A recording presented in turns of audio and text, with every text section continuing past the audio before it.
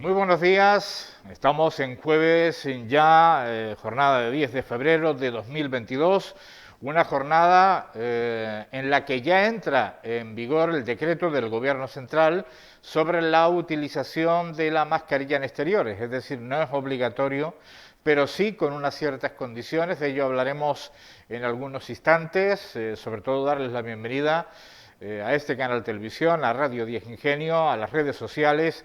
Vamos con nuestro informativo comarcal. Obdulia Artiles, Centro de Producción de Ingenio. Muy buenos días. Muy buenos días, saludos en este jueves 10 de febrero en el que iniciamos nuestro repaso por la actualidad informativa de la jornada, hablándoles del Instituto Canario de Igualdad, que ha elaborado un diagnóstico sobre la situación de la violencia de género en el municipio de Ingenio. Este trabajo se ha realizado en colaboración con el Ayuntamiento de Ingenio y como paso previo a la puesta en marcha del proyecto piloto denominado Municipio Mascarilla 19. En la tarde de ayer, como vemos en las imágenes, tenía lugar la presentación del resultado de ese diagnóstico ante los agentes que han intervenido en este proceso, resultados que conoceremos en el informativo de esta tarde a partir de las 7. Y cambiamos de asunto porque nos hacemos eco de un anuncio de la Concejalía de Agricultura del Ayuntamiento de Ingenio y tiene que ver con algunas parcelas comunitarias disponibles en el municipio de Ingenio. Se tratan de algunas ubicadas en el terreno del barrio de Cuesta Caballero, cedido por el Cabildo de Gran Canaria, y otras parcelas libres en el Parque del Burrero. Están destinadas al fomento de la actividad agrícola sostenible para el autoconsumo de personas desempleadas, jubiladas, con dificultades de acceso al mercado laboral y familias del municipio. Las personas interesadas en optar a la adjudicación de un huerto comunitario deben presentar su solicitud en el Ayuntamiento de Ingenio dirigida a la Concejalía de Agricultura antes del 28 de este mes de febrero.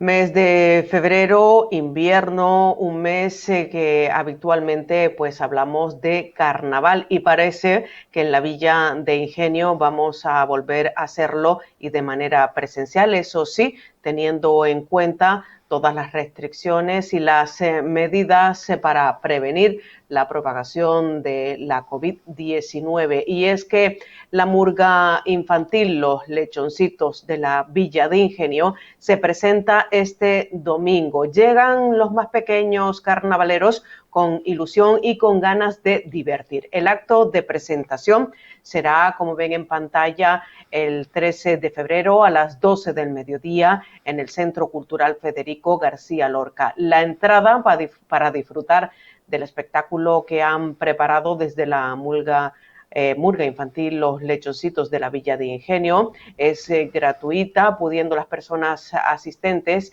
acceder al recinto cultural hasta completar el aforo permitido. Y estas son las noticias, Antonio, sobre las que se está trabajando a esta hora de la mañana y como siempre decimos, noticias que podrán conocer con más detalles a partir de las 7 de la tarde en el informativo de este canal televisión. Por mi parte, nada más, desearles a todos un feliz día y si así lo desean, nos volvemos a encontrar mañana. Hasta mañana, Obdulia. Adiós. Pasamos a nuestra compañera Sole Álvarez en el municipio de Santa Lucía. Sole, muy buenos días. Muy buenos días, Antonio Miguel, muy buenos días a Auturia Artiles, a todos los compañeros y compañeras y por supuesto a los que nos están viendo a través de este canal televisión. Pues en el informativo por parte de Santa Lucía tenemos varios asuntos que destacar. Hay que decir que no se ha parado, que hay bastantes proyectos en marcha, también ideas y por supuesto obras. Es una semana bastante positiva, yo diría, para la comarca del sureste, porque es verdad que tanto en Ingenio como en Agüimes, como en Santa Lucía, por un lado los PFAE, por otro lado la inserción laboral en distintas áreas y también obras que se van a realizar en Santa Lucía, pues la situación parece que avanza bastante, ¿no? A nivel de trabajo. Destacamos en Santa Lucía una exposición itinerante que ya ustedes conocen en Ingenio, conocen en la aldea, en Mogán, en Telde, y que finaliza aquí en Santa Lucía. Se trata de la exposición bibliográfica y documental que organiza Cupacán, pues con todos los valores etnográficos, patrimonio que hay en el sur-sureste de Gran Canaria. Si algunos o algunas se han quedado rezagados y no han visto esta exposición, animarles a que la visiten, que va a estar pues durante esta semana y creo que la próxima también en la sala Felo Monzón del Ateneo Municipal en Vecindario.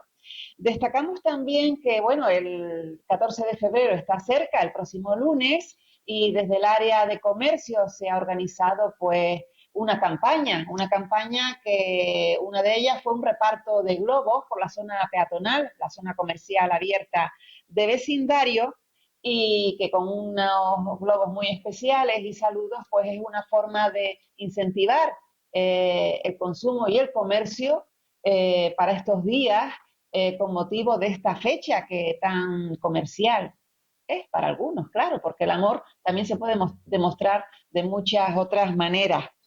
Recordar también la vuelta de los mercadillos, tanto el miércoles en el recinto ferial como este sábado el mercadillo agrícola en la carpa de vecindario. Eso sí, manteniendo siempre el sigilo y la precaución, como bien has dicho, Antonio Miguel. Hoy es un día raro porque ya se puede ir por la calle sin mascarilla, pero yo creo que la mayoría todavía o no se han dado cuenta o sentimos un poco de miedo y creo que eso lo vas a tener en cuenta en el programa de hoy. Y ya para terminar, el concierto de los distintos departamentos de la Escuela Municipal de Música de Santa Lucía continúa con un concierto de música moderna aquí en el Punto J. Hay que añadir que van a tener lugar otro tipo de conciertos de cámara y por departamento. Recordar que el Ayuntamiento de Santa Lucía, a través del Ateneo, firmó un convenio con el Conservatorio de Música de Las Palmas de Gran Canaria para trabajar conjuntamente pues en esos conciertos y audiciones. Tanto va a haber profesores como alumnado de ambos lugares, del Conservatorio y de la Escuela Municipal de Música. Y recordar también que en el Punto J hoy es la segunda y última reunión que tiene que ver con el skate y la patineta, un foro que realizan los jóvenes junto a la concejala y los coordinadores de juventud por ese parque de skate que se encuentra junto a la ciudad infantil y a la carpa en vecindario. Quieren mejorarlo, quieren hacer proyectos, cosas nuevas, y eso es lo que se debate entre ellos. Eso es prácticamente lo que se trabaja en Santa Lucía estos días, y ya hablaremos también mañana pues de otros asuntos que tienen que ver con obras a realizar y peticiones que se le han hecho a la Consejería de Obras Públicas del Cabildo Insular por parte del Ayuntamiento de Santa Lucía de Tirajana. ¿Qué te parece?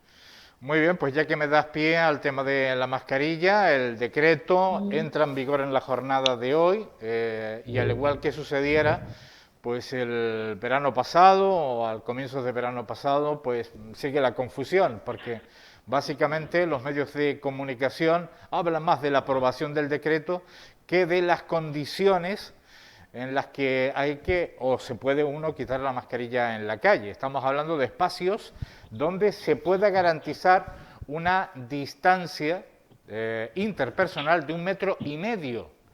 Es decir, hay algunos que lo interpretan por miedo, como que yo no me la quito, como acabas de decir, y hay otros que Sí, porque consideran... ese 1,5 metros muchas veces no va a ser posible cuando vamos caminando por Correcto, la calle, ¿no? correcto, correcto.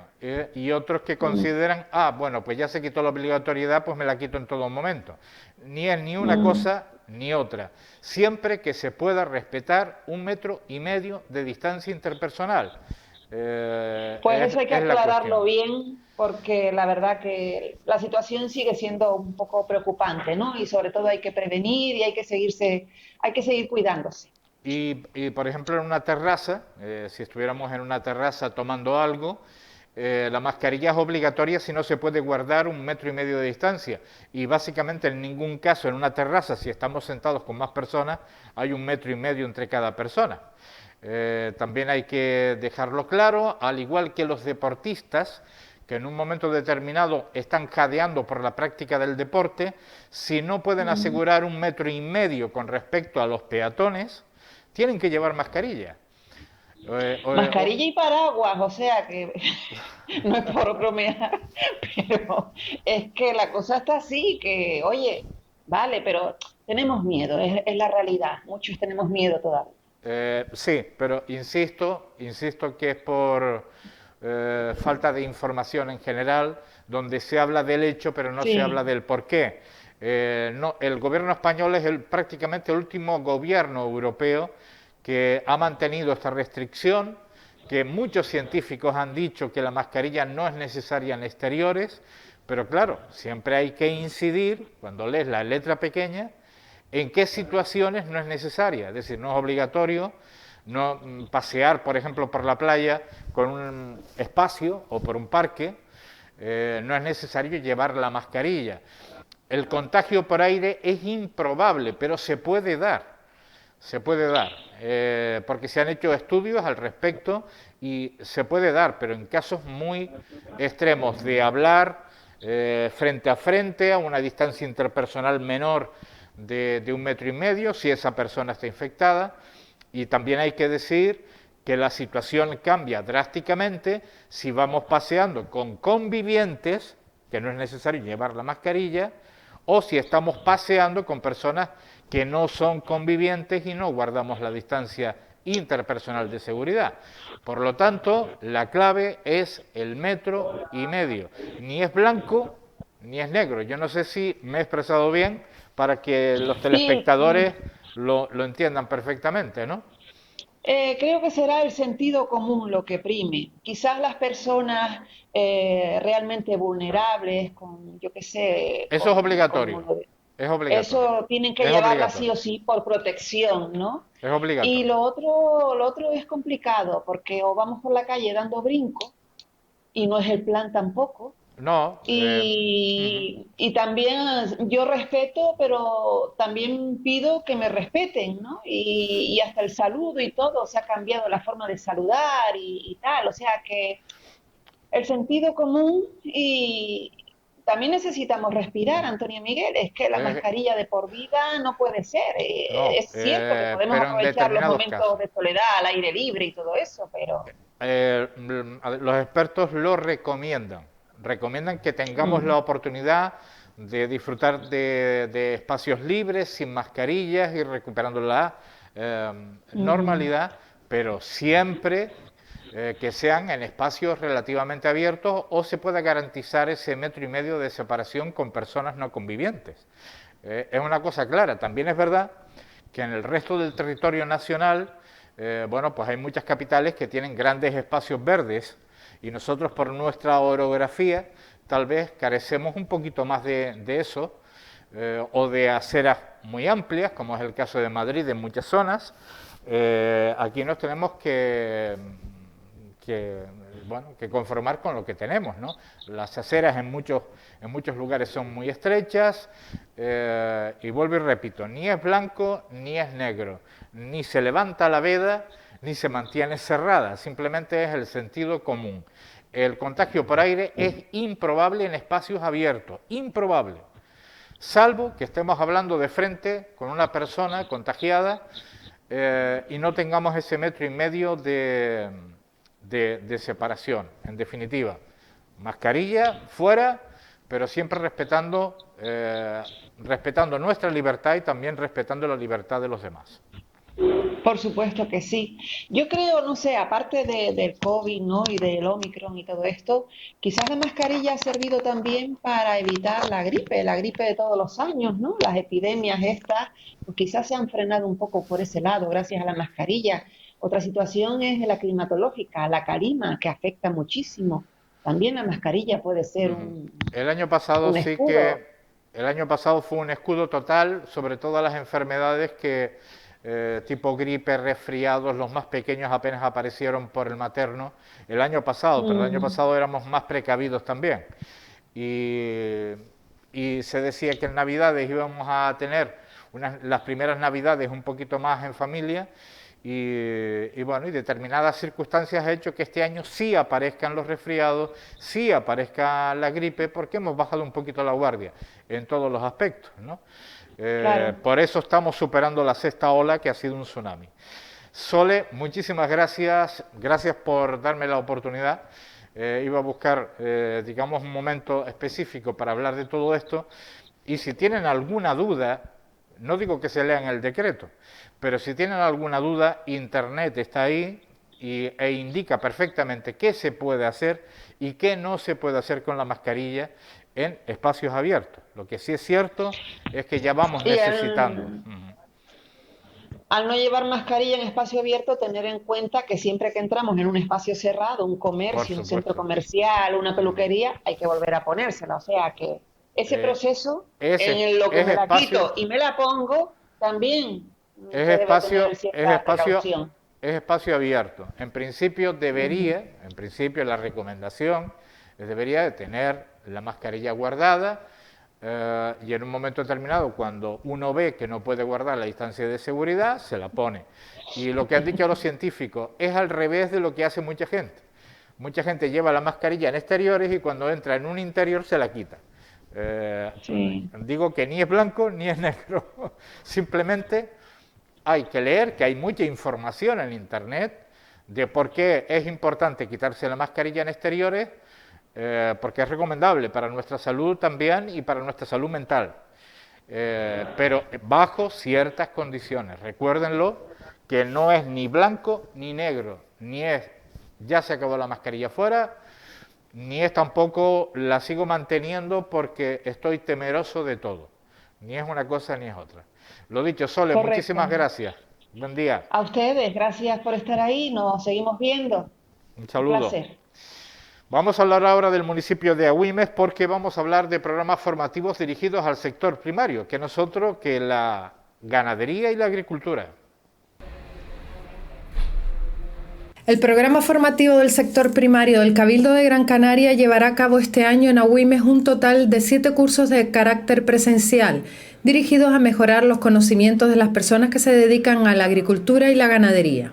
En el ámbito de la agricultura, durante el mes de marzo se realizará un curso de elaboración de compost, en mayo un curso básico de manipulador de productos fitosanitarios, en septiembre otro de iniciación a la horticultura ecológica y en noviembre un nuevo curso de adquisición de nociones básicas para el cultivo de frutales. También en noviembre se realizará un curso de buenas prácticas agrícolas y ganaderas, regando con agua regenerada.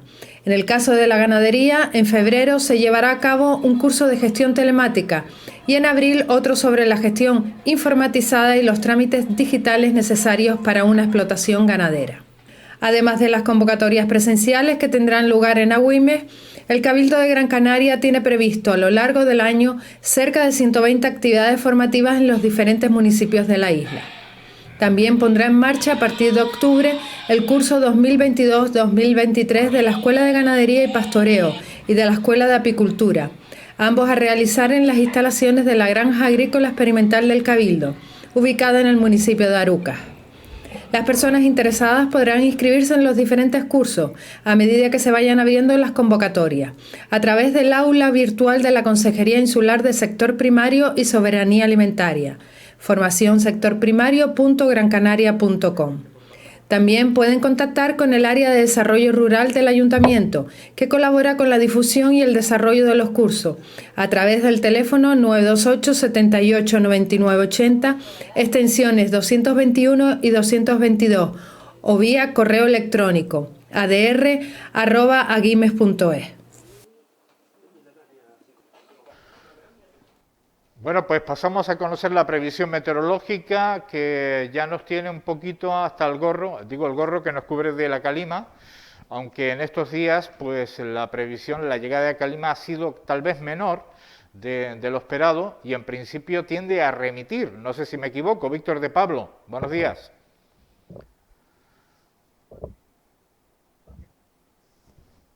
No escuchamos a nuestro compañero. Esperemos que él sí nos escuche. Vamos a ver si podemos recuperar. Ahora sí, ahora escucho Ahora me escuchas bien. a ti y a los pajaritos también. Sí, bueno, es mejor que se escuchen los pajaritos. Un buen entorno. Sí. Para estar en el centro una urbe ya como vecindario, que se sigan escuchando bien los pajaritos no está mal, ¿no? Sí, hay Incluso, mira, sitios... una mariposa monarca acaba de pasar por aquí. Bueno, pues estás en plena, vamos, naturaleza urbana. En otras ciudades, desgraciadamente, han desaparecido... No se puede decir lo mismo. No, han desaparecido los pajaritos, las mariposas y absolutamente todo, precisamente por la contaminación de los vehículos. Pero en fin. Totalmente. Bueno, te estaba preguntando por la calima. ¿Qué es lo que sucede con esto? Pues desaparece también, al igual que los pajaritos en algunas urbes y los animalitos, también la calima va a desaparecer en las próximas horas. Ahora mismo estoy mirando hacia la cumbre de Gran Canaria, ya prácticamente no queda calima, en el día de mañana se irá retirando lo poco que quede, no tendremos viento relevante en las próximas horas, lo que sí vamos a tener es un poquito de mal estado de la mar, con un poco de mar de fondo, pero bueno, nada relevante. Las temperaturas hoy incluso mayores que las de ayer, porque hoy luce el sol de forma espléndida y eso hará aumentar las temperaturas a mediodía. Sí es verdad que las temperaturas van a descender de forma considerable, Antonio Miguel, para este próximo fin de semana. Un descenso de 7 grados en las temperaturas en los próximos días. Será un descenso progresivo, sí es verdad, pero que de aquí al próximo lunes, martes de la próxima semana, pueden materializarse en unos 9 grados de descenso de las temperaturas máximas. Así que llega para la semana que viene, parece, el fresquito. Ya veremos si la lluvia, todavía no podemos hablar de previsión de lluvia, pero todo apunta a que puede que la semana que viene tengamos algo cerca de Canarias. Estamos ahí pendientes de saber si el martes o el miércoles puede quizás lloviznar algo, pero por ahora creo que la noticia más importante es que la calima se retira. Muy bien, pues es una buena noticia de lo que ha sido un episodio tremendamente largo de calima. Bien es cierto, de forma irregular, pero también ha sido un episodio importante el viento. Todo ello lo has contado puntualmente en este canal televisión y esperemos que sigas haciéndolo en los próximos días y nos puedas confirmar que sería una buena noticia, sobre todo para aquellos amantes de nuestros bosques, de nuestra masa forestal, porque se está procediendo, se procede en esta época a la reforestación y si no llueve, Exacto. muy complicado. Víctor de Pablo, muchísimas gracias, muy buen día. Gracias igualmente, que pasen buen día. Bueno, lo digo especialmente porque nuestro primer invitado será Carlos Velázquez, que es presidente de Profor Canarias, que es, digamos, un amplio colectivo que se dedica precisamente a la reforestación, pero no solo a la reforestación, a la preocupación por nuestra masa forestal, diría más bien. Vamos con nuestra información de carácter regional y posteriormente, enseguida, hablamos de esa otra parte que es indispensable para tener una buena calidad de vida, que es precisamente la masa forestal.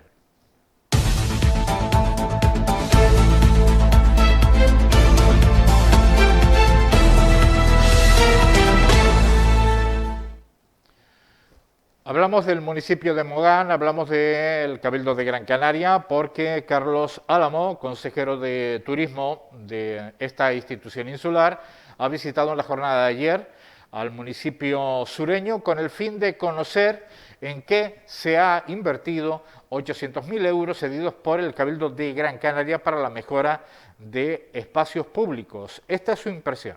Hoy hemos hecho visita al municipio de Mogán, hemos podido ver en qué se han convertido esos 800.000 euros que Turismo de Gran Canaria ha invertido en 4 proyectos que Mogán puso encima de la mesa de nuestra consejería.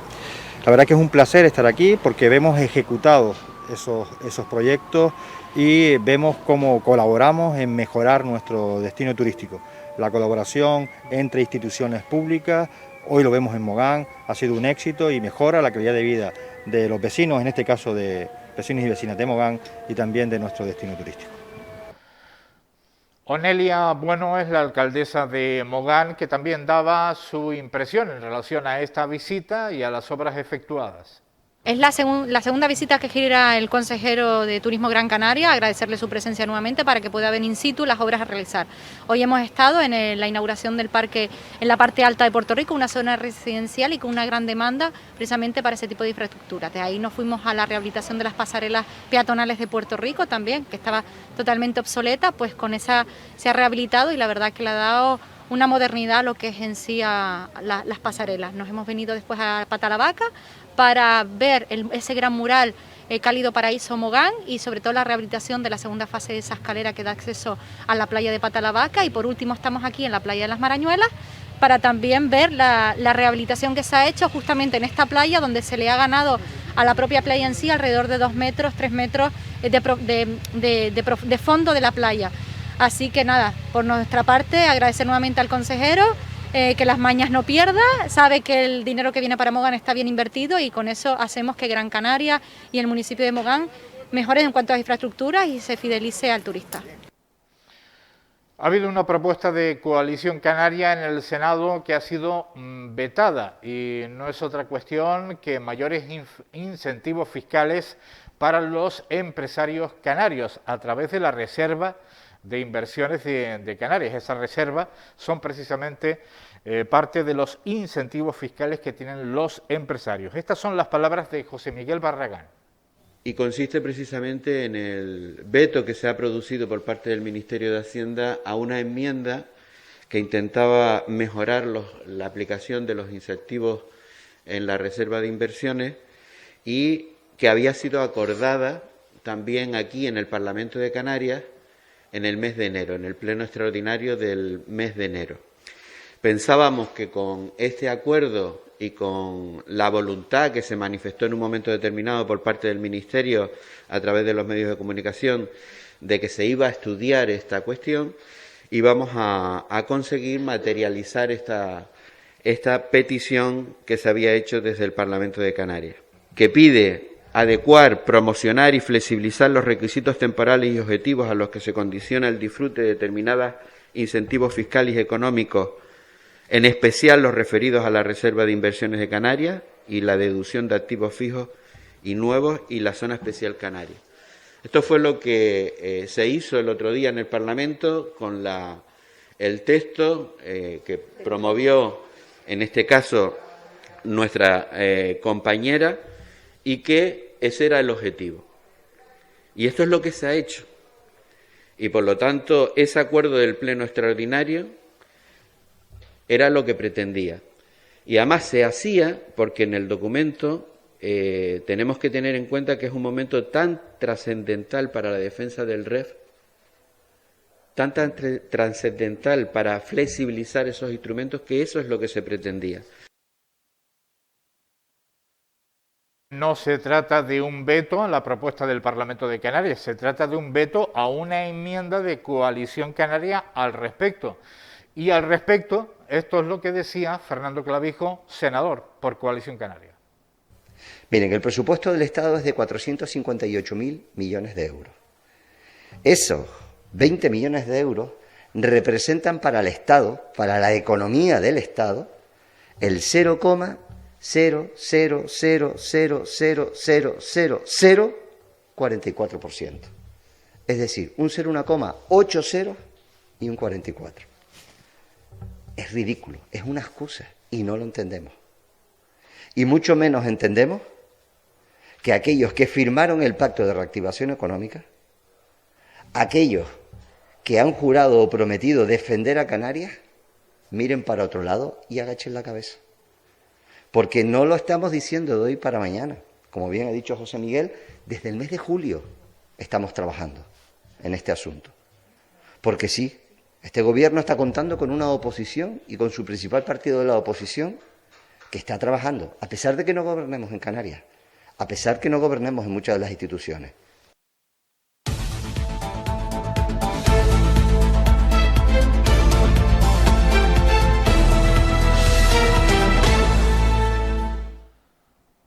Bueno, decíamos que íbamos a hablar de nuestra masa forestal que tanto ha sufrido en los últimos tiempos y lo vamos a hacer con Carlos Velázquez, al que le damos la bienvenida. Muy buenos días, Carlos. Hola, buenos días, Antonio.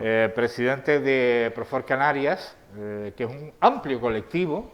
Sí. Entiendo que un amplio colectivo de carácter no político, aunque también pueden participar formaciones políticas, más que formaciones, ¿no? Políticos en sí, o tiene que haber un entendimiento con los políticos, claro. Pero el carácter no es ese. No, en absoluto. No. Hombre, política hace cualquier ciudadano que haga algo por la comunidad. Entonces, bueno, nosotros hacemos política, pero no partidismo, hacemos política forestal, por decirlo así, ¿no? Ajá. Profor es una asociación que procede, en verdad, de la asociación matriz que está en toda España, que es la Asociación de Profesionales Forestales de España. Pero bajo ese paraguas no estamos solo profesionales forestales, como podríamos entender, ingenieros de montes o forestales, sino de todas las ramas o de muchas ramas profesionales, geógrafos, biólogos, etcétera, o incluso profesionales de campo, ¿no? O sea, pequeños empresarios, capataces. Y ecologistas también. Sí, claro, lo que nos aglutina en verdad es simplemente el amor por el bosque, por nuestros bosques, por nuestros árboles, y no tanto que tengas esta profesión o esta otra, sino movernos en pro de nuestra masa forestal. Bueno, un movimiento ciudadano, sí. Se podría hablar así, aunque evidentemente Profor Canarias tiene matriz en la asociación de carácter nacional. ¿Cuándo nace?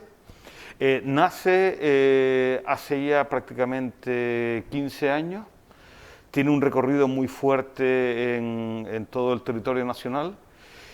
Actualmente está algo apagado en la península, pero nosotros seguimos aquí con la antorcha bien alta y de nada que aparece algún tema que entendemos que tiene que ver con nuestros bosques, pues ahí intentamos estar, lógicamente para aportar desde un punto de vista crítico y profesional, pero todo lo que tenga que ver con el bosque, lógicamente, pues entendemos que nos afecta también a nosotros. Haciendo un mal cálculo, casi se funda Profor con el gran incendio de Gran Canaria, en el pues 2007, sí, casi. La verdad es que cuando... A diferencia de un año. Sí, no, cuando nos acordamos 2005, 2006, 2007, pues siempre nos viene a la mente ese trágico suceso que cambió muchas cosas en Gran Canaria. Ajá, bueno, el gran incendio de Gran Canaria, aunque probablemente los más recientes han sido los más vistosos en el mal sentido de la palabra, es decir, han estado más expuestos a zonas muy concurridas. El gran incendio de Gran Canaria del 2007 transcurrió, fue tremendamente grave porque empezó en Tejeda, además de forma intencionada, pero llegó, como saben ustedes, al sur de la isla de Gran Canaria, arrasando parte de Palmitos Park. Pues ya se pueden ustedes imaginar la masa forestal que arrasó este incendio. Lo que pasa es que en una zona poco vista, poco transitada. Claro, lo que nos hizo ver este gran incendio es que se dan unas situaciones de abandono en el territorio, donde ya hay menos pastoreo, menos agricultura, no se hace silvicultura, no se cuida lo suficiente los bosques, porque también cuesta dinero, y eso hace que, como haya unas condiciones meteorológicas adecuadas, el incendio camina todo lo que tiene que caminar y no hay forma de pararlo. Y se para cuando cambian esas condiciones meteorológicas o cuando se acaba lo que tiene que arder, ¿no? Tú has hablado de 2007, me gustaría hablar del incendio de 2017, que empezó también en Tejeda, remontó hasta Cruz de Tejeda y caminó o cabalgó por toda esa cadena montañosa que va hacia la cumbre central.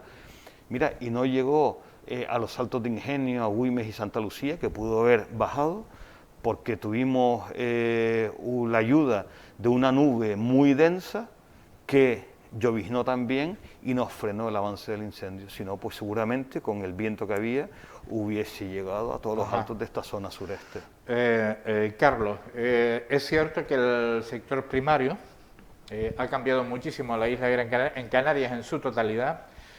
Ha habido otros condicionantes, como ha sido el abandono del campo, por múltiples motivos. En otro tiempo nos hemos vuelto un poco locos, no sé si es la expresión, y si está de acuerdo Carlos con mi apreciación, en declarar parques rurales, zonas protegidas, pero entendiendo muy mal la protección, porque la protección no es abandonar.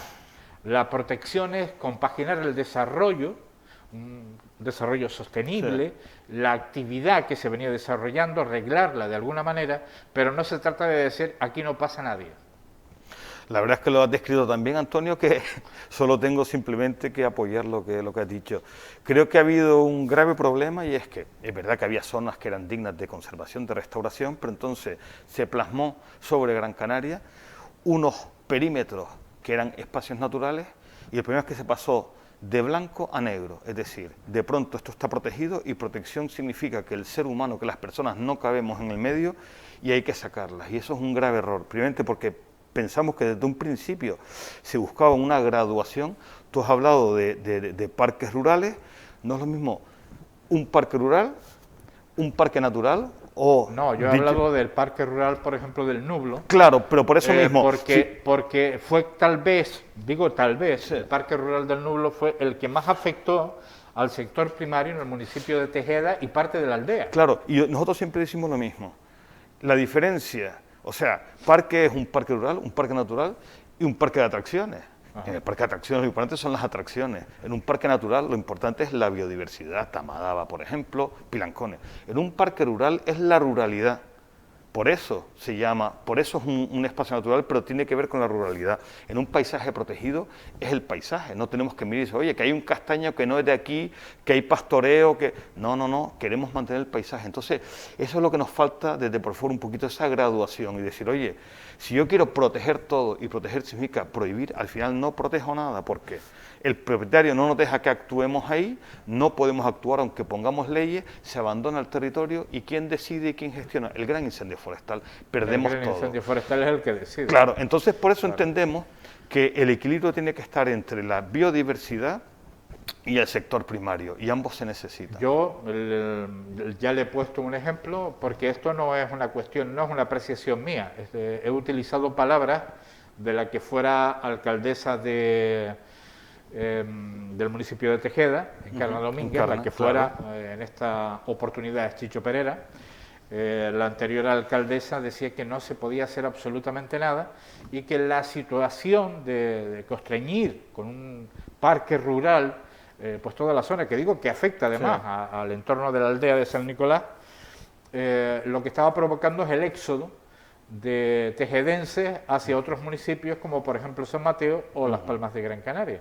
Es decir, no hay posibilidad de hacer nuevas viviendas porque es un espacio protegido, no hay posibilidad tampoco de un relevo generacional porque 2, 3, 4 hijos no se van a pelear por una única vivienda en malas condiciones y un terreno, con lo cual pues se vende y se dedica pues a otros menesteres como el turismo rural o sencillamente se queda abandonada esa casa ahí y por lo tanto yo haría una pregunta reflexión.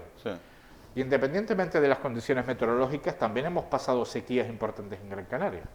O sea, por ejemplo, en el año 57 hubo una enorme sequía en la isla de Gran Canaria, seguida después de lluvias torrenciales. Es decir, no estamos hablando de no le vayamos a echar toda la culpa al cambio climático, que en parte sí. ¿Cómo estaba Gran Canaria mejor, antes o ahora? Hombre, la pregunta cuando es complicada. Convivía el agricultor y el ganadero y todavía no existía el boom turístico. O empezaba el boom turístico, pero habían explotaciones agrarias en toda la isla. ¿Cómo estaba antes? ¿Qué es lo que dicen nuestros mayores? Vale, mira, nosotros desde Profor lo vemos así. Antes tenía que haber mucha más autarquía, sector primario local, porque no podías importar, no estaba la globalización. Y entonces es verdad que el territorio estaba sobreexplotado, había poco bosque, habían ciertas zonas de pastoreo donde había un exceso y eso había que regularlo. El problema es que hemos pasado al otro extremo, y es decir, todo eso es malo y lo quito. Nosotros entendemos que ni era bueno lo que había antes, ni era óptimo, ni es bueno lo que hay ahora. Entonces tenemos que confluir hacia reforzar mucho y reflotar el sector primario rural. No estoy hablando de la agricultura de exportación que está en la costa, sino todo lo que está tierra adentro. Necesitamos mucho más pastores que limpien ciertas zonas y después también tenemos que mantener aquellas zonas naturales y, como digo, unas confluyen perfectamente en las otras, porque si yo quiero mantener Tamadaba, tengo que tener el entorno del Parque Rural de Doramas o el Parque Rural del Nublo con una gestión de sector primario para que los fuegos que se generen en las zonas periurbanas de Tejeda, Juncalillo, no lleguen a Tamadaba. Y a su vez, la agricultura de montaña, que esperamos que sea mucho más sostenible, más ecológica, necesita de mucha biodiversidad para que no entren plagas. Entonces, no entendemos esa dicotomía de, oye, o el ser humano entra a la naturaleza o no, sino es compaginable, y vuelvo y repito, ni era bueno de ver a lo que había antes.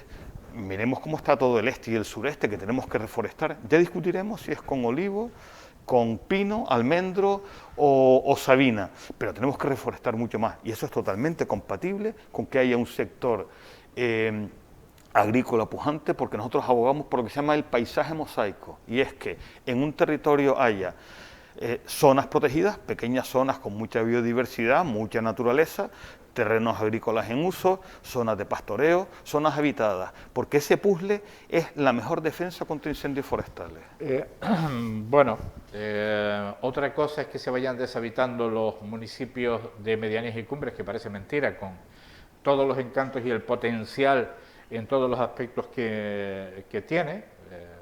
Recuerdo en otro tiempo, esto no lo puedo mencionar, decía una consejera hace muchos años, es que no entendemos por qué se están deshabitando los municipios cumbreros y de medianía. Pregunto, acabo de enterarme de que la única escuela que había en ese municipio acaba de cerrar. Claro. Y me pregunto usted por qué se deshabitan estos municipios. Si me cierra usted la escuela rural, claro. Y los chiquillos tienen que estar una hora de guagua para arriba y para abajo, usted me dirá qué atractivo tiene vivir en las cumbres de Gran Canaria. Claro, por eso todos... Entonces, ¿de qué estamos hablando? Claro, ¿Estamos hablando de no salir de un despacho o qué?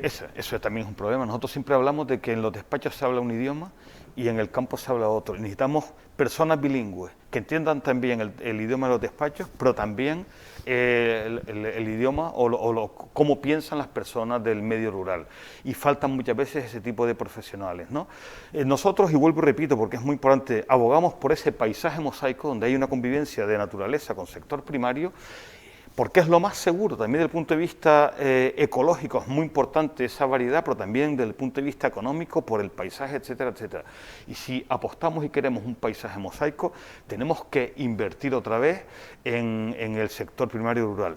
¿Y cómo se justifica esto? Pues se justifica porque, sin que lo percibamos, el campo, el bosque, nos genera unos servicios, llámese protección de suelos para el agua, producción de suelos para la agricultura, paisaje, fijación de CO2, etcétera, etcétera, que por ejemplo para Gran Canaria están cuantificados en 240 millones de euros. Eso es lo que a día de hoy nos está produciendo todo esto sin sacar una brizna de pinocha ni madera. Eso hay que ponerlo en valor. La agricultura también genera muchos servicios ecosistémicos. Entonces, si tenemos un medio ambiente, una agricultura que puede ser rentable por esos servicios a la sociedad, oye, tenemos que invertir, porque mientras más agricultura, pastoreo sostenible y reforestación tengamos, más rentable socialmente va a ser. Bueno, les puedo poner dos ejemplos y se los transmito a Carlos para que opine. Por un lado, ha habido sobre todo en aquellos episodios de grandes incendios, ha habido conatos, desgraciadamente intencionados,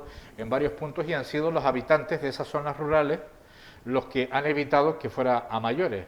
Es decir, el agricultor o el ganadero o el que vive en una zona rural y tiene una actividad rural no es el enemigo de la zona rural, no, es todo lo contrario, porque vive de esa zona rural.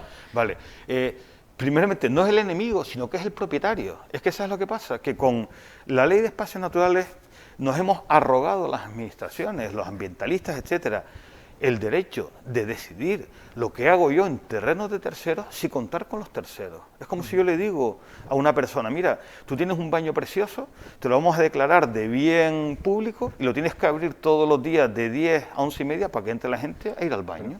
Y bueno, y ten cuidado con no cambiar los azulejos, porque entonces ya entramos, es justamente lo mismo. O sea, lo primero que tenemos es que hablar con la gente, reconocerlos como propietarios, como cuidadores de ese terreno, porque si estuviese tan mal, no serían dignos de ser espacio natural. Bueno. Y a partir de ahí, ver, oye, ¿qué necesitas tú? ¿Qué nos interesa que se desarrolle de una forma ordenada este territorio?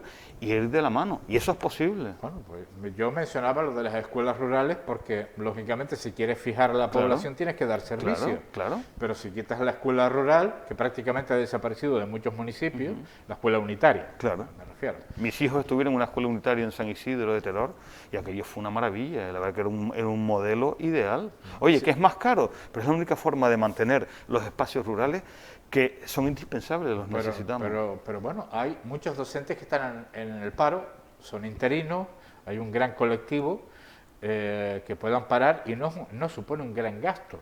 Cuando estamos hablando de escuelas unitarias, si tú me dijeras un instituto, vale, pero una escuela unitaria no supone un gasto excesivo y al contrario, se fija la población. Claro. Porque el único remedio, y yo estoy entrando casi en debate con Carlos, el único remedio que a veces se ha buscado en esa, pero es que no sabemos qué hacer.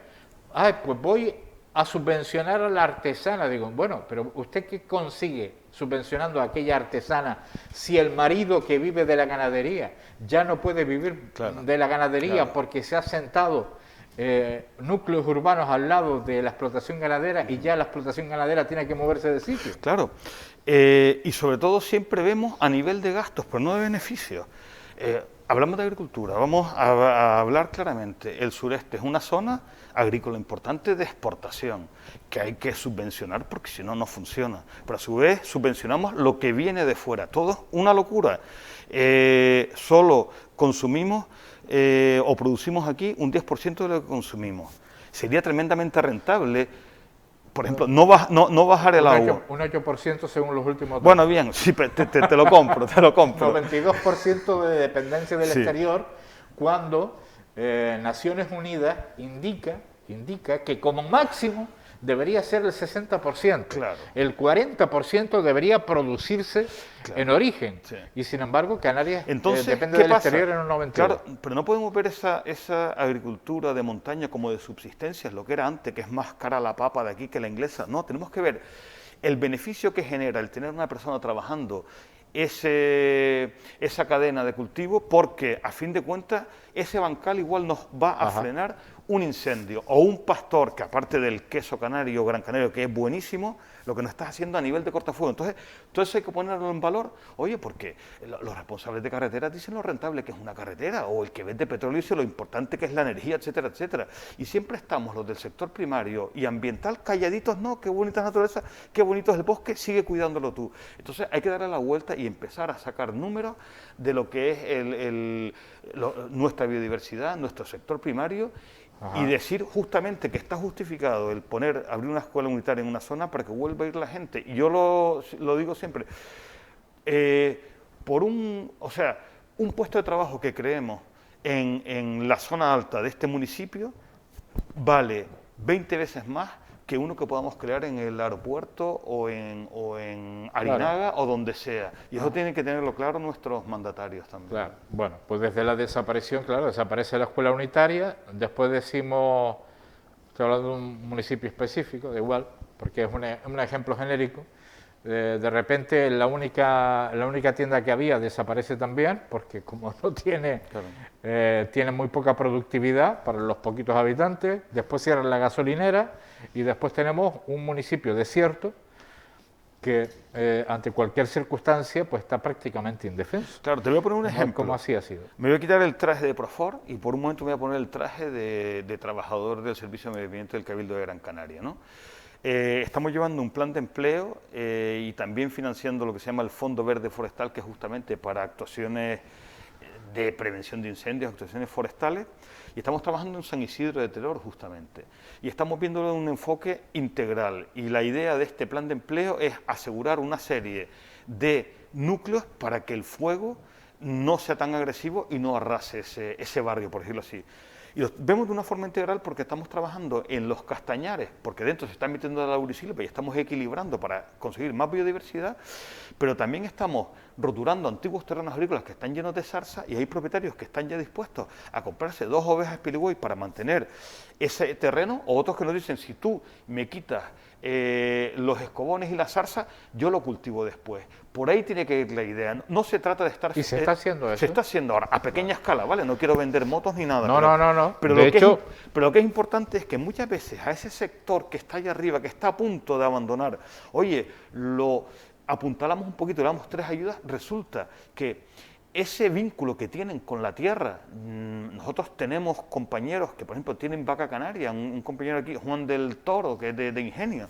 Ajá. Él mantiene la vaca canaria no porque le rente, le está pagando 500 euros de pienso todos los meses, pero para él es superior a sus fuerzas abandonar la cría de vaca canaria porque su padre, su abuelo lo hacía. Hemos hablado entonces, con ellos, a lo mejor lo que hay que con hacer, los jóvenes ganaderos. Claro. Dice, no, nosotros no estamos aquí en la feria. Sí. No estamos aquí precisamente como antes, que era para hacer negocio, claro, para hacer intercambio, para hacer trueque, para vender, para comprar. Pero fíjate un ejemplo ahora, y estoy hablando de una persona de esta zona, Juan del Toro, que es un gran ganadero.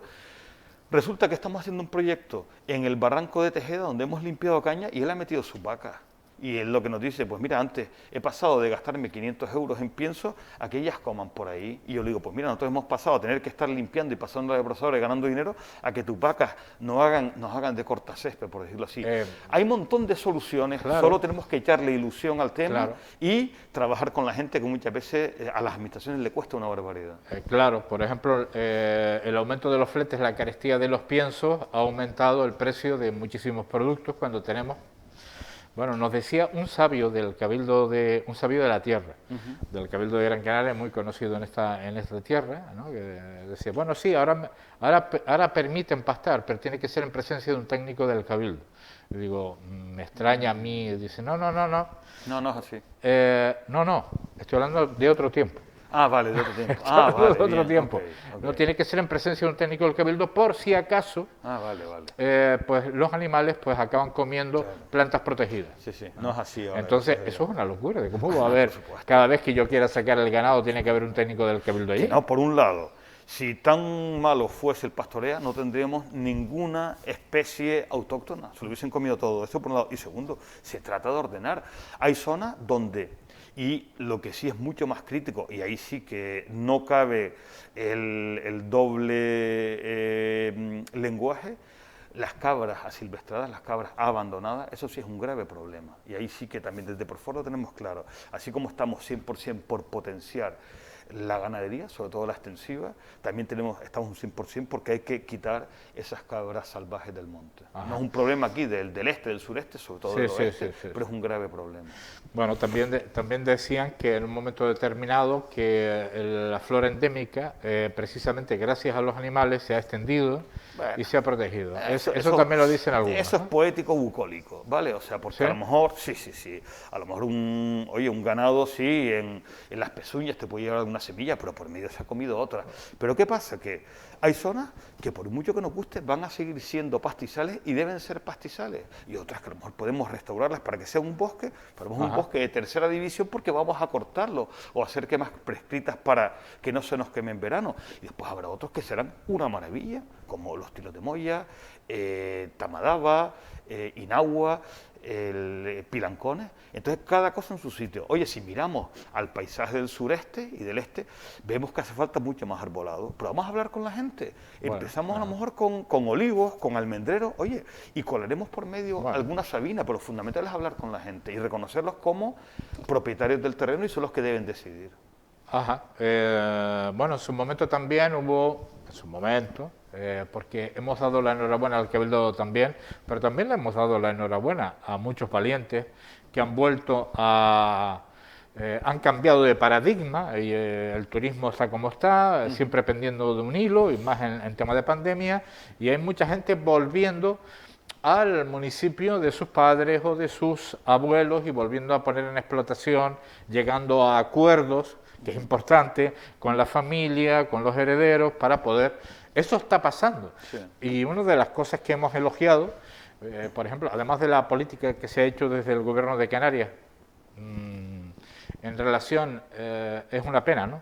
Que no se pudieran tocar los bosques antes, pero después sí se ofrece gratuitamente los troncos quemados de los pinos, ¿no? Es una contradicción, ¿verdad? Sí. No se podía tocar antes, pero ahora sí, si me quitas lo que se ha quemado, pero bueno, que el Cabildo de Gran Canaria está realizando cortafuegos y además recuperando la figura del pedrero, eso ya lo hemos hablado aquí en este programa, una figura importante, que no debe perder la isla de Gran Canaria, primero por su funcionalidad, por su estética y por su utilidad. Por supuesto, Y, por supuesto. Un trabajo que creo yo que tiene mucho futuro en la restauración hidrológico-forestal es justamente esos muros de piedra seca que se hacen en los barrancos para que se quede ahí toda la tierra, porque además hay una cosa curiosa.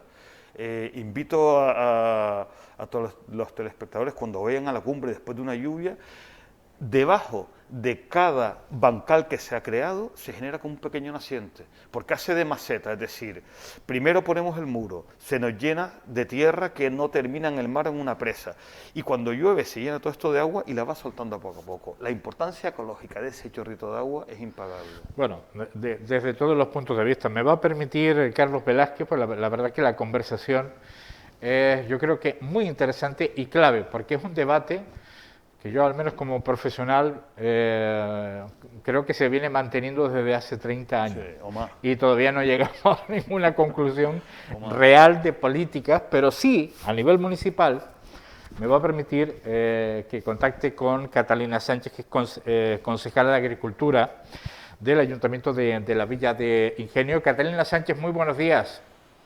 Muy buenos días, igualmente. Bueno, yo no sé si quiere, le presento a Carlos Velázquez, que es presidente de Profor Canarias, que es una asociación que se encarga de alguna manera de armonizar, y sobre todo las masas forestales de la isla de Gran Canaria, de armonizar la agricultura, el sector primario, porque pienso que tiene algo que ver con los huertos ecológicos, los huertos comunitarios, ¿no?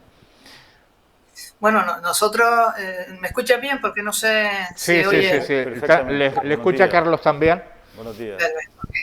Buenos días, primero que nada. Nosotros lo que hemos intentado en la medida de nuestras posibilidades es poner en marcha huertas urbanas de diferente tamaño, ¿no? En la fase inicial hemos hecho de 100 metros cuadrados para agricultura ecológica. De hecho, ahora ya hay una asociación incluso creada de los que han sido adjudicatarios previamente de huertas similares, ¿no? En la zona de Cuesta Caballero, ¿no? Y bueno, ahí el técnico, el compañero Helio, es el que un poco supervisa que todo se haga de forma correcta. Y además, digamos, añadiendo a no solo el dar el terreno, lo que es formación programada y recomendaciones, por ejemplo, de cuándo plantar una determinada hortaliza o sea, lo que es la plantación estacional, ¿no? Que ya se conoce, y utilizando siempre pues elementos que sean compatibles con el suelo y con la agricultura ecológica, ¿no? Ajá, pues nos parece absolutamente interesante, Carlos. Bueno, es una iniciativa muy interesante, muy importante, porque es la forma de que también nuestros jóvenes, nuestros niños, no pierdan ese vínculo con el campo que tenían pues nuestros mayores, ¿no? Entonces entendemos que desde el punto de vista pedagógico es muy importante, y todo el que se haya metido en un huerto urbano o huerto ecológico, lo primero que se sorprende es la cantidad que produce.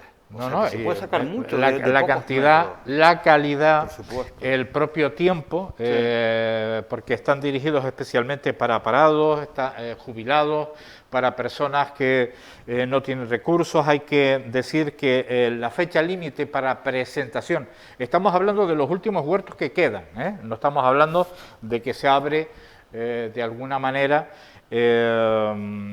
digamos una nueva etapa, sino es para los huertos comunitarios libres. Termina el 28 de febrero. Catalina Sánchez. Bueno, realmente hay dos tipologías, ¿no? Está el de 100 metros cuadrados, que va más enfocado, pues, lógicamente a familias, digamos, que tienen menos recursos, y después hay un proyecto que se está haciendo en los colegios de la mano del concejal también de Parques y Jardines, que son los huertos escolares, que son para los niños, que es lo que tocaba de hablar, ¿no? El contacto de los niños con la agricultura de entrada, y unos huertos que son en parques, ¿no? Huertos urbanos, pero en parques, que son más pequeños, de 25 metros cuadrados, que se ofertan 3 que están en el Burrero, que sería interesante.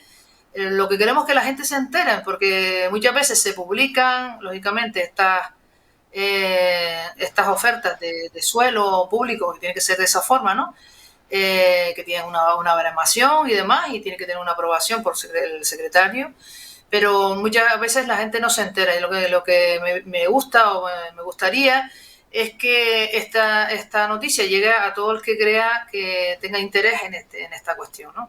Muchas veces la gente dice, es que necesitaría un trocito de tierra para cultivar, es verdad que tienes que tener un experimento, y bueno, esto es una fórmula, ¿no? El proyecto este último que hemos planteado, ya lo digo, junto con el compañero de Parques y Jardines, el tema de hacer los huertos no en no como el de arriba, el que ya tiene muchísimos huertos, ¿no? Sino de hacerlos en parques, lo que te hace es acercar también al vecino al cuidado del parque y al cuidado de la huerta, ¿no? Y el acercamiento, ¿no? Acercar sobre todo a los mayores y gente con bajos recursos a una huertita de 25 metros cuadrados, que parece pequeño, pero que da bastante. De 100 metros da montones. Las de Cuesta Caballero, que son las que están activas ahora mismo, son las imágenes que están viendo, ¿no? Esas son de 100 metros y son montones, ¿no? Son unos... Muy bien cuidadas, además. Sí. No, y están supervisadas, digamos, que no es solo, no le damos solo el huerto, nosotros lo que queremos es acompañarles, ¿no? O sea, con la asociación y con la formación continuada de la supervisión, el asesorarles un poquito también en la medida de las posibilidades que tengamos, ¿no? Por eso es importante que estemos hablando hoy de esto, ¿no? Que la gente también se conciencie de la importancia de lo que es mantener los cercaditos de los abuelos y de los padres, ¿no?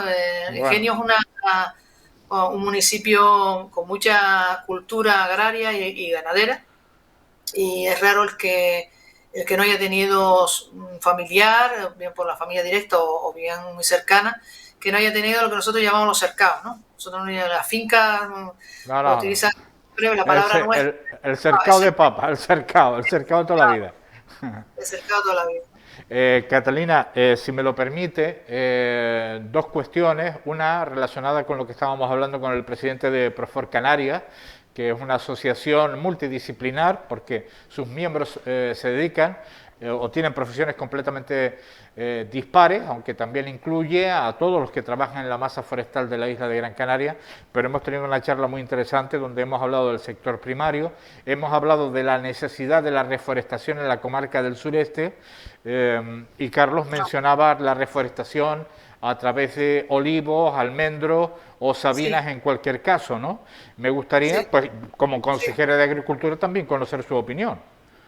Bueno, nosotros estamos apoyando esta iniciativa. De hecho, estamos cerrando un convenio directamente con el Consejo Insular de Agua para poner en marcha, para poder activar todo lo que es la zona de las medianías de Ingenio. Hay un riego, ¿no? Un riego que lleva varios años pues, un poco parado por diferentes razones, ¿no? Y bueno, hemos creído oportuno desde este gobierno, y concretamente de la concejalía que yo llevo, ¿no?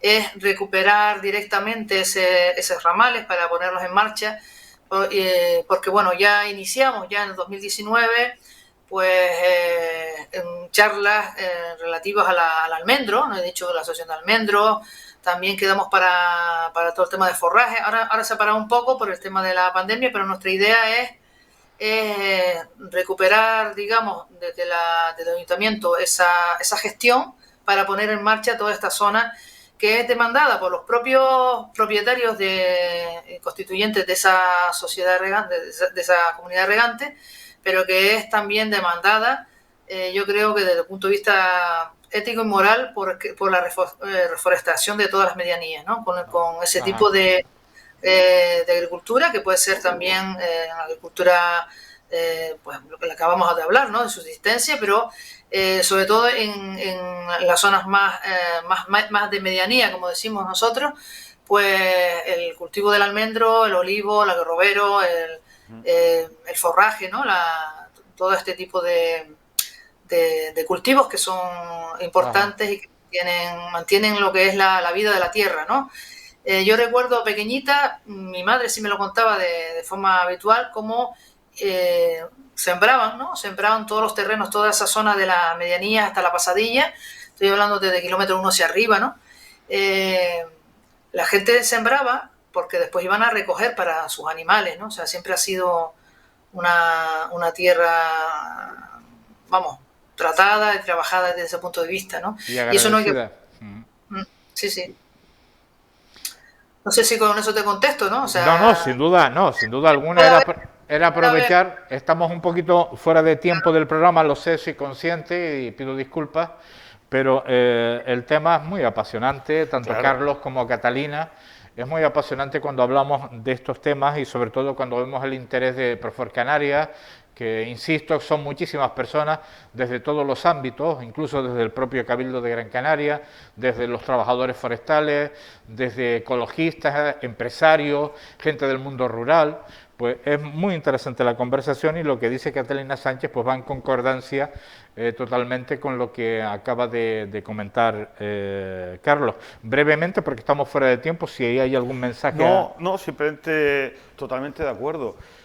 Yo creo que Ingenio, por ejemplo, pues tiene unas condiciones muy buenas porque tiene ya mucho trabajo hecho.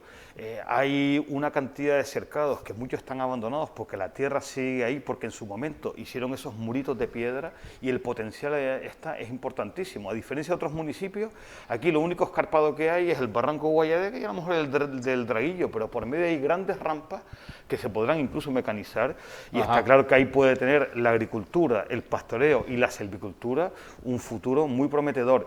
Y si lo combinamos también con el tema visual, imagínense lo que sería cuando un visitante aterriza en Gran Canaria y de pronto ve pues todas esas laderas de Ingenio a Güímez reforestadas, arboladas, con frutales forestales, etcétera, ¿no? O sea, vale. Es todo y un además desafío. Es muy interesante, sobre todo para el cambio climático, sobre todo el aumentar, en la medida de lo posible, nuestra masa forestal en general, con diferentes especies, sobre todo a la hora de retener la humedad, que es tan importante que el cambio sea minore, al menos el que predicen los expertos para un futuro más o menos inmediato. Carlos, ha sido todo un placer, muchísimas gracias. El placer es mío, muchas gracias y por yo invitarme. quiero también robarle unos instantes a Catalina Sánchez porque hoy entra en vigor.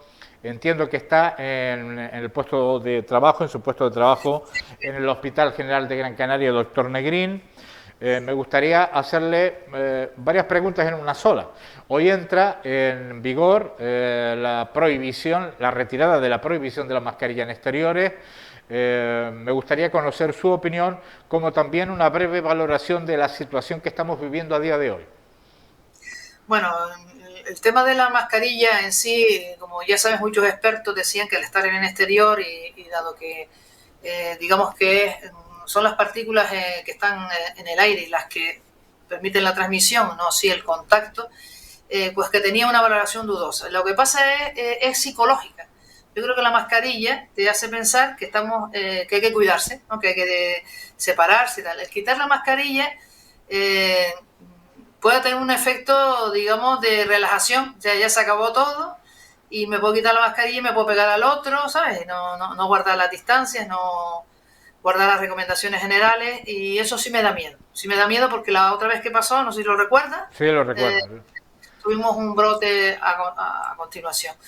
Yo creo que hay que ir, lógicamente, normalizando la situación y conforme vayan habiendo mejores parámetros y disminuyendo las restricciones, pero siempre con seguridad. Yo recordar a la gente que no tener mascarilla no significa que te estés abrazando por la calle con gente no habitual de tu grupo, ¿no? de contacto, porque bueno, si eres portador, pues lo transmite.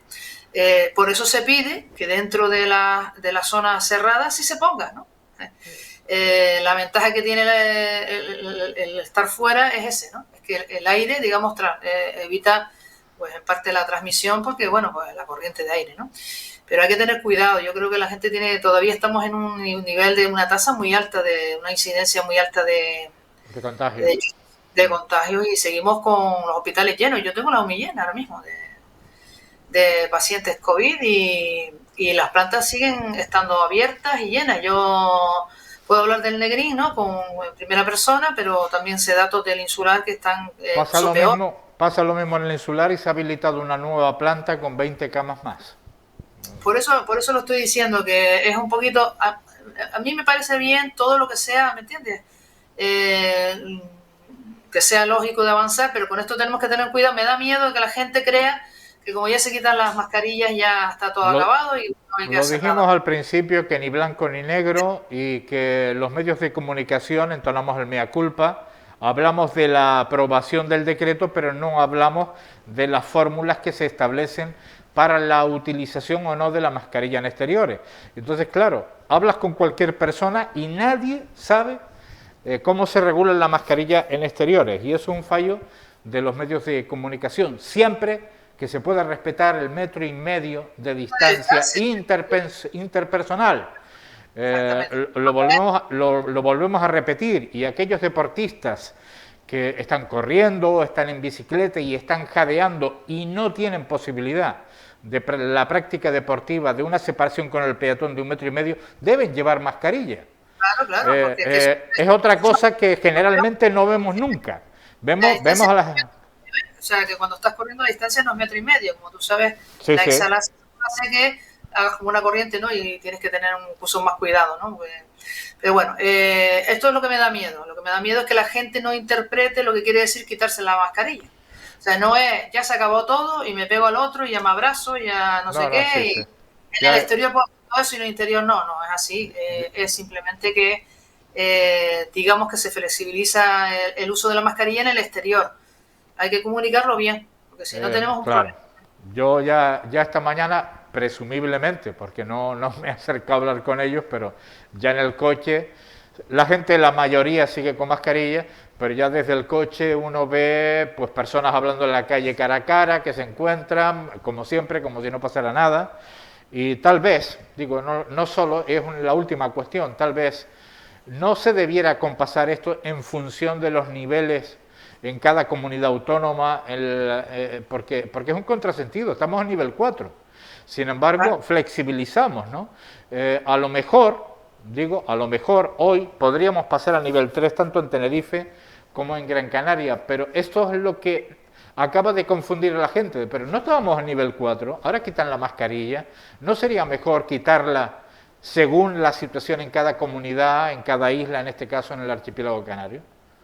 Sí, bueno, tú sabes que los niveles vienen muy condicionados, no solo por la incidencia global, sino por claro, por los hospitales, hospitalarias, ¿no? Y entonces, claro, es una contradicción, porque yo te puedo decir que he hablado recientemente con compañeros de diferentes hospitales y bueno, incluso organizadas, por ejemplo, sesiones webinar y tal, desplazarse porque la gente no puede, porque está sobresaturada y no tiene ni tiempo ni de conectarse a ver nada, el cansancio que tenemos, porque siempre estas olas, y eso es una reflexión que hago para la gente que nos está oyendo, para los vecinos y vecinas, siempre ocurren cuando nos toca descansar.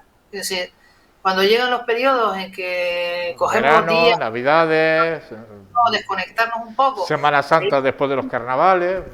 Es que este tema está creando problemas psíquicos incluso en el personal sin duda sanitario, porque es que cuando el abuso, digamos, de la población general está afectando a un sector que ya está cansado. Esta está la sexta ola. La sexta ola significa sobredimensionamiento, llegar a tu casa tardísimo, el estrés de estar controlando todo, las decisiones que tienes que tomar a veces que no son sencillas.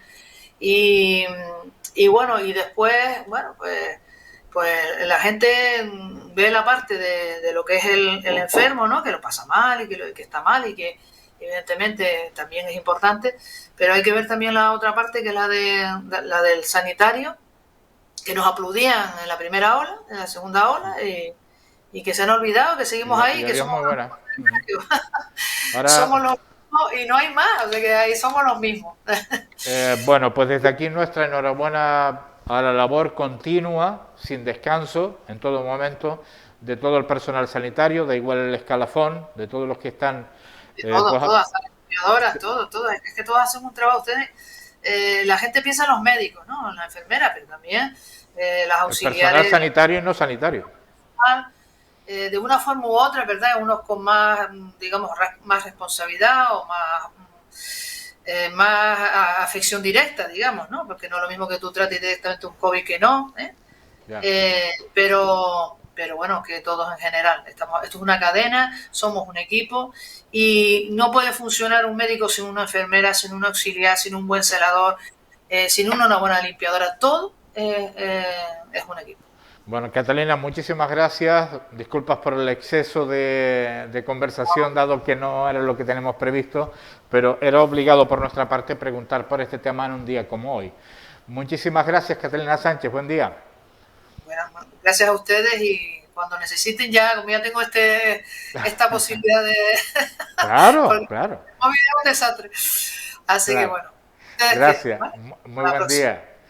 Bueno, pues ya ven la confusión y hemos tenido constancia a través de diversos ciudadanos que no se aclaran cuando por un lado los niveles no han bajado. Anteayer teníamos una cifra de 1.500 nuevamente, otra vez, contagios diarios en el archipiélago canario. Sí es verdad que se está doblegando la curva, eso sí es cierto, pero los contagios siguen siendo muy altos y los fallecidos también.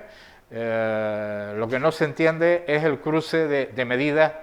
Mientras estamos en nivel 4 en Gran Canaria, en Tenerife, en La Palma ha bajado a nivel 3, pues el que llegue el momento de quitarse la mascarilla en exteriores, vuelvo y repito, hay que informarse bien y saber dónde se puede hacerlo, cuando podamos mantener, digamos, esa distancia interpersonal de 1,5 metros en espacios abiertos. Si no son abiertos y hay muchedumbre o multitudes, es recomendable seguir con la mascarilla y a partir de aquí cada uno que busque la información que considere oportuno.